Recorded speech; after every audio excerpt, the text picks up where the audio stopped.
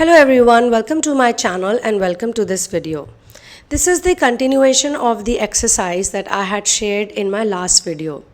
In that exercise, I had asked you to take a piece of paper and a pen and write down what is your problem, and next to it write down what is your mind telling you about this situation. For that, you need to just focus, think of a situation which is giving you stress. It can be literally any situation. It can be a relationship, a personal situation. It can be a professional situation. It can be you caring for someone and other people creating a problem for that person or for that being, whatever it is.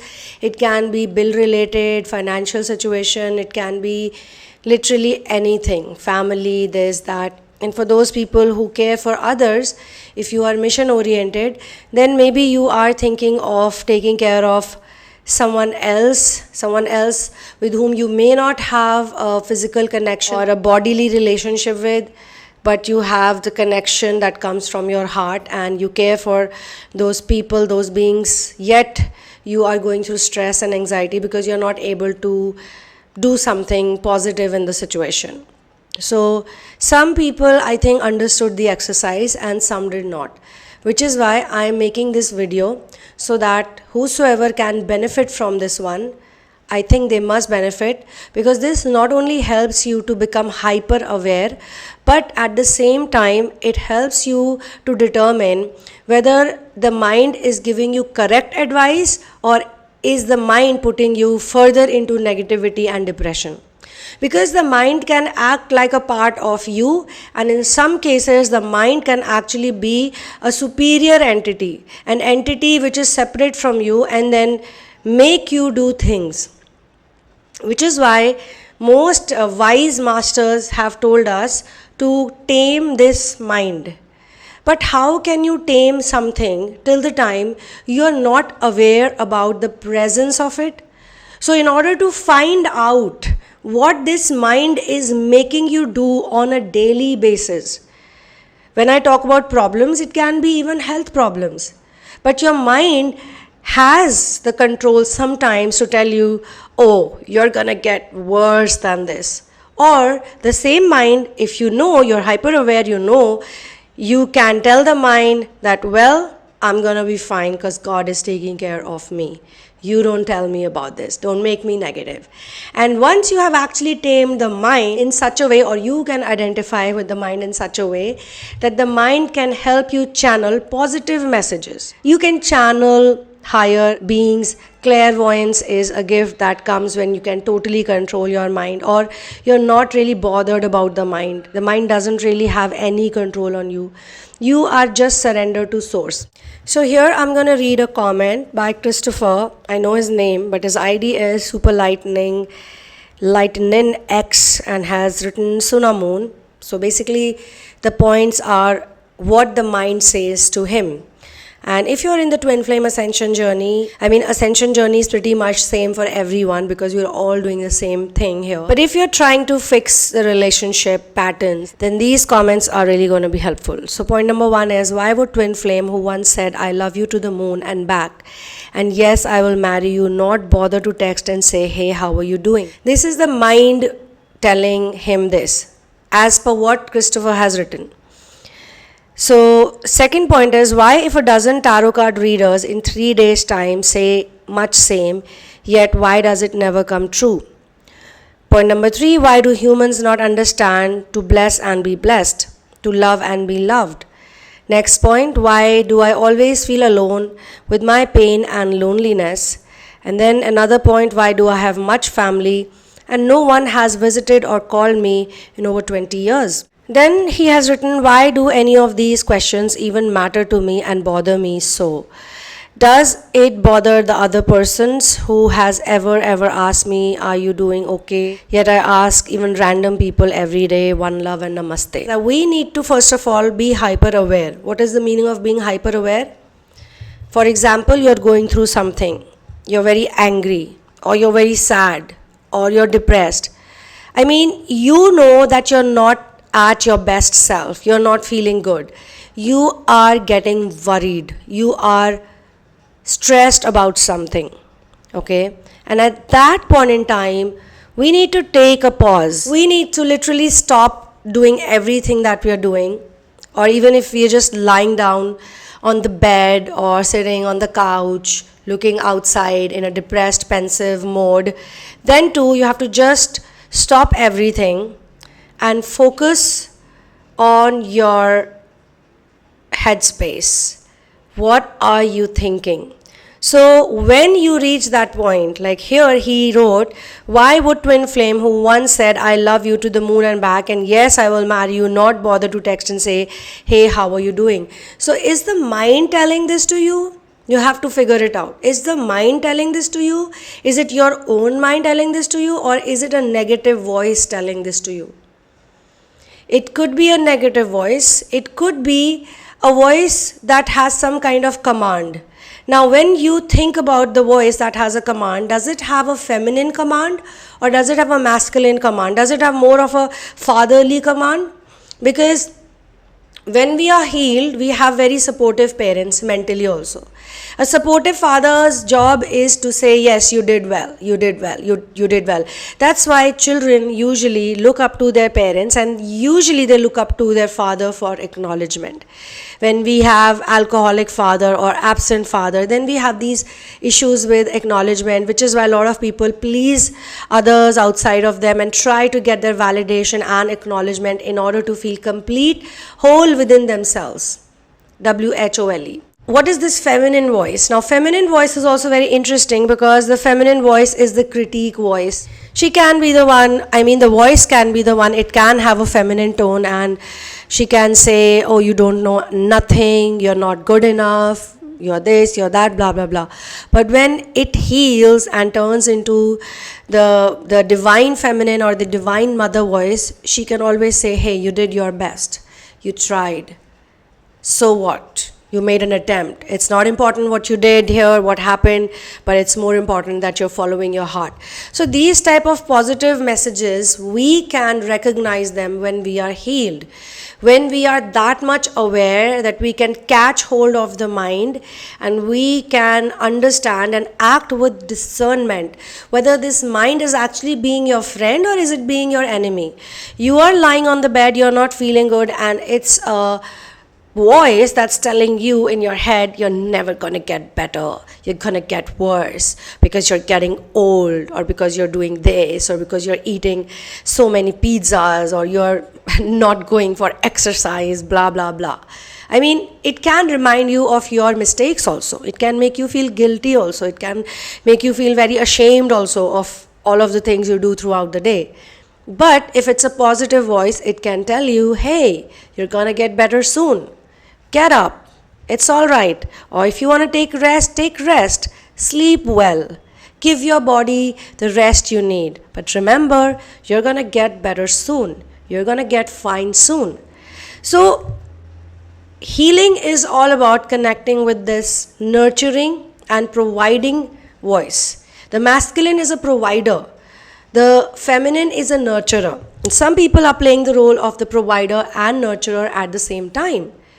And I am an example of that. I am living my life as a provider as well as a nurturer. And by the grace of my masters, I know people who are playing these two roles. But sometimes, the reason why I'm making this video also, which came to me as a channeled message that must go out to the collective, is because I know that lots of people sometimes when they are in the provider role, they can get very tired. And sometimes they're nurturing and they can get very tired and they can say, no one is nurturing me or no one is providing for me.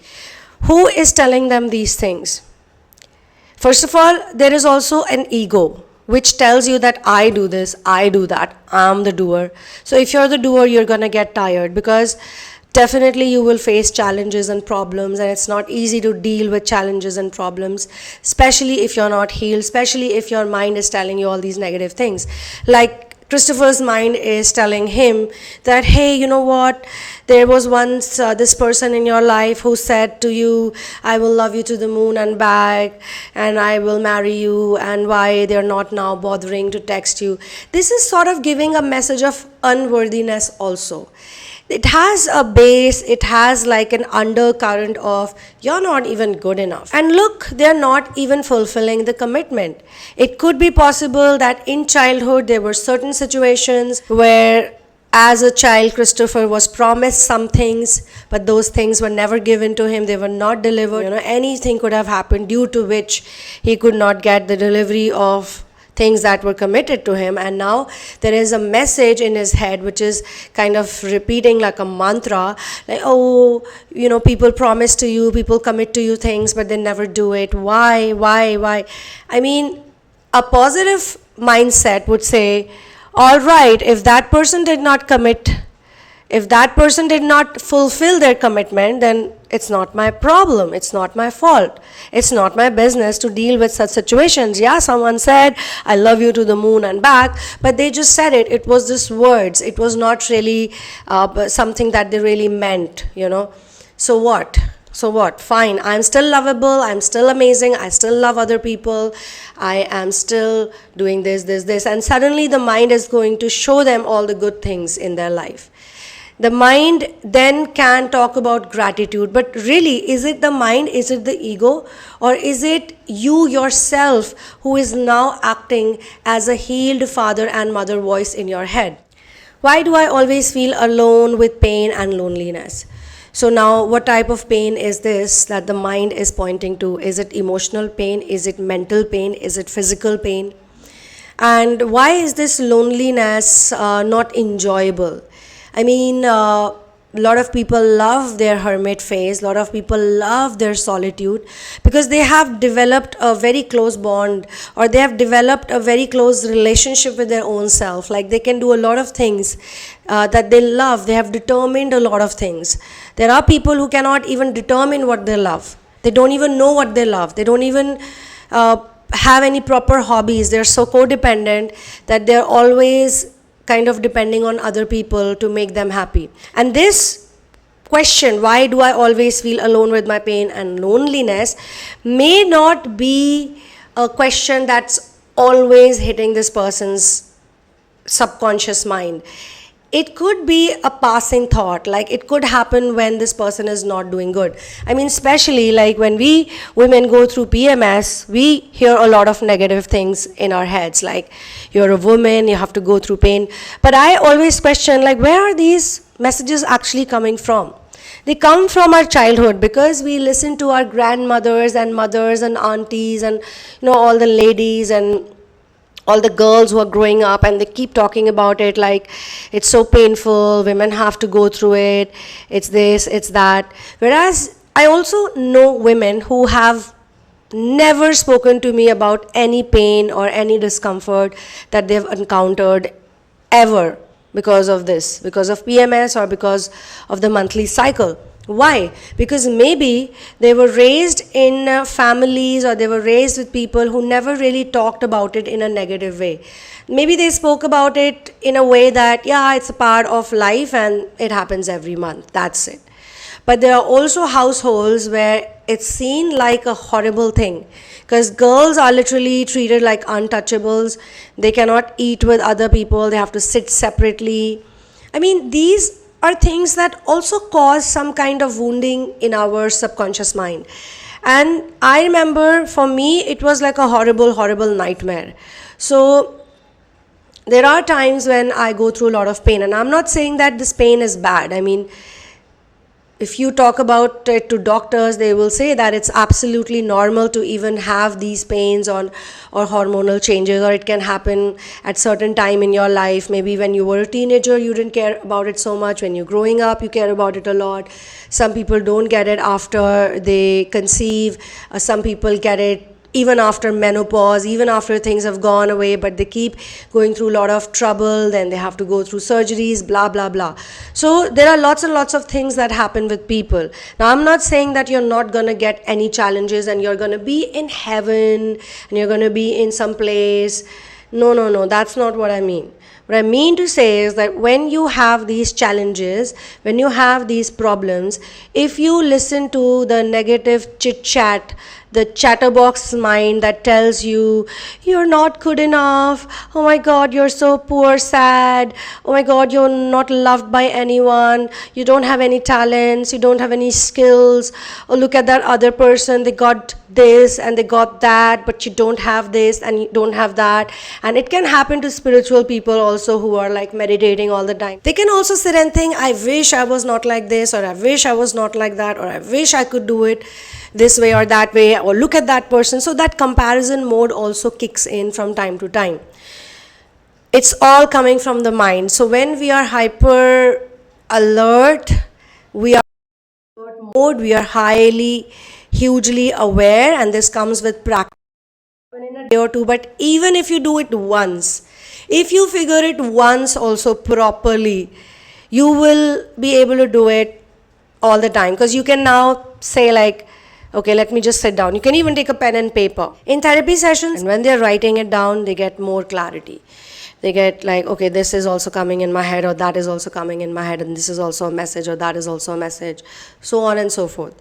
So when you have figured out what all your mind is telling you, then you need to do one more thing. But I'm going to tell about that third important step in the next video, which will be based on this exercise. So first, I want you to understand this exercise and do it properly, and share with me and everybody else what are the things that your mind is telling you. You will yourself be surprised and shocked when you listen to your mind talk to you, especially when you're in a problem. When you're happy, okay, you won't even care about what your mind is telling you, what you're thinking, or what you're going through. But when you're not happy, when you're in a situation that needs some kind of problem solving, that's the time it becomes more fun to listen to what your head is telling you. I will see you in the next video. For personal sessions and for therapies, please check out the description box. All those people who ask me in the mail about how to get through to you, for them especially, I'm telling you guys, it's all written in the description box. All information is given step by step, point by point. If you're from India, then you have to email to me to get my PAYTM and GPAY details. But if you're from any other part of the world, then the PayPal link works just fine. So I will see you in the next video. One love, peace out, and victory to Ram.